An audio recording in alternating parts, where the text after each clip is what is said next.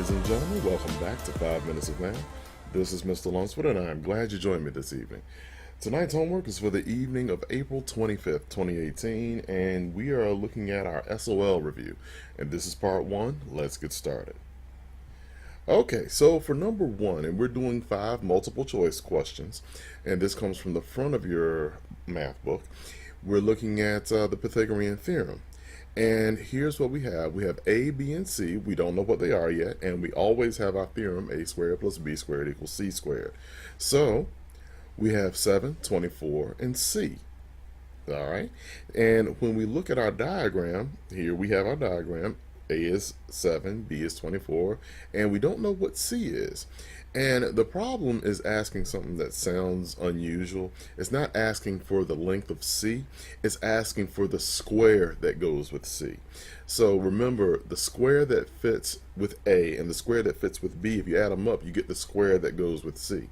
So let's go ahead and go through the Pythagorean theorem. If we look at this, we have 7 squared plus 24 squared equals C squared. 49 plus 576 equals C squared. 625 equals C squared. This is the answer the problem is looking for. Now, I know we're used to taking the square root, and if you do, you'll end up with 25. But this is asking for the square that goes with the C squared portion of the Pythagorean theorem. So the answer is D, 625 square units. All right, going on to the next question. This is number 2, and this is an angles question. So we have an angle. It happens to be obtuse. It's 98 degrees. And we know that we're looking for angle number 1. They're both sitting on a straight angle. And we know a straight angle is 180 degrees. So the math here is very simple. 98 plus whatever angle 1 is happens to be 180. What's our solution? We subtract from both sides. And this is a one-step equation. Angle 1 equals 82 degrees. The answer is G. And by the way, angle number 1 and 98 degrees, these two angles are both supplementary. All right? So, answer is G. Moving on. So, number 3 presents us with an unusual problem. We have a square garden, which means all the sides are the same length. That's going to come back to haunt you. We have a diagonal of 17 feet, and the question asks us, what does a single side measure? All right, and again, I'm paraphrasing. So if you are lost as to what I'm talking about, please grab your book and actually look at the page and read the question. All right, so here's how we approach this. We know we're looking for both A and B, and we're helped by the fact that they're both the same length, and we have a hypotenuse, 17 feet. So how do we solve this? Well, and you'll have to forgive my handwriting on this. I thought about typing this up like I normally do, but I figured I'd go ahead and just handwrite this. And it's okay to handwrite. I usually type it up because typing is way easier to read than my handwriting, but it's all good. A squared plus B squared equals C squared. C is 17, and yes, that says C equals 17. And A is equal to B. Remember, we're looking at a square, so both legs have the same length. That means A and B have the same values. So let's rewrite this. A squared plus A squared equals 17 squared. So we're looking at two identical values. What does that mean? We can combine terms. So what we're looking at is 2A squared equals 17 squared. Okay? So whenever we have A equals to B, we can just put them together. Now we have 2A squared equals 17 squared. Now it's just a matter of solving the problem. So we divide both sides by 2, because that's 2 times A squared equals 289 divided by 2. And the 2's cancel out. We have A squared equals 144.5.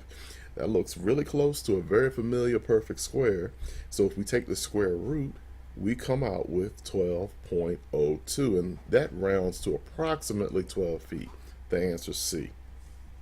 All right, and moving on to the next one. Here we have the Pentagon, and each wall is 921 feet. Now somebody decides to build a scale model, and that scale model is 8 inches, all right, for each wall. And what did we do here to this shape? This is a pentagon, and we shrunk it. And this transformation, this geometric transformation, is called a dilation. So the answer is F. The answer is F. moving on to our last one. Okay, now if you notice here, I drew this by hand. And you will see that it's very roughly drawn, but it works. You don't have to be a perfect artist. You don't have to be Picasso. You don't have to have paintings hung up in museums around the world to understand geometry, to be able to rotate shapes and to see them and to manipulate them. You just need to have something that works. This works. So, which of the following could not be the front, top, or side view of the figure below? So let's look at this. If you're looking at this shape, if you notice those pink squares or rectangles are the front side. The blue squares or rectangles are the side view. That's what you see if you're looking at it from the side. The orange circles are what you see from the top. So if we take this one at a time, the front view looks like this. All right, the front view looks like this. So again, here's just those red squares. And if you look at what we can see from that point of view, there's our front. Now let's look at our side. Just looking at our side, you see those rectangles? Our side view looks like this. Now you're gonna have to pretend all those shapes, all those squares are the exact same dimensions, but that's our side view. Now, looking at this from the top, see the orange circles? That's what you would see from the top. And our top view looks like the letter C. So which one of the choices does not fit? The best answer for this, and I'm not entirely in agreement with this, but the best answer of the ones we have to pick from is answer D. That's the one that doesn't immediately match the shapes that we see. And that's pretty much it. Y'all take care, and remember, math is not just about numbers. It's all about the relationships that surround us every day. Have a good one.